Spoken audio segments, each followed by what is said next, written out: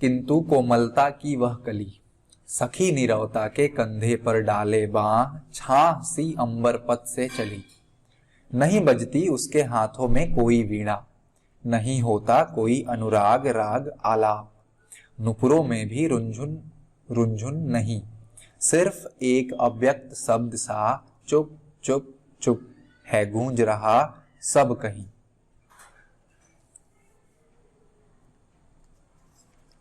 तो सबसे पहले कठिन शब्दों के मतलब जान लेते हैं। पहला है अलसता। अलसता यानी आलस्य से भरी। अगला है नीरवता यानी शांत या सुनसान। अंबर पथ से यानी आकाश मार्ग से। अनुराग यानी प्रेम। आलाप यानी ध्वनि या फिर गीत। नुपुर यानी पायल। यहाँ निराला संध्या रूपी सुंदरी के मोहक एवं मादक रूप को अभिव्यक्त करते हुए कहते हैं कि संध्या सुंदरी आलस्य एवं मस्ती से भरी हुई लता के समान तथा कोमलता के कली के समान है।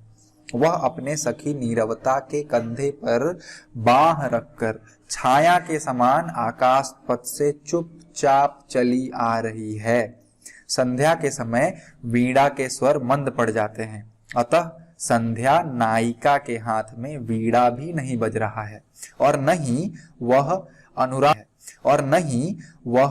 अनुराग यानी प्रेम से भरा हुआ राग यानी गीत आलाप रही हैं।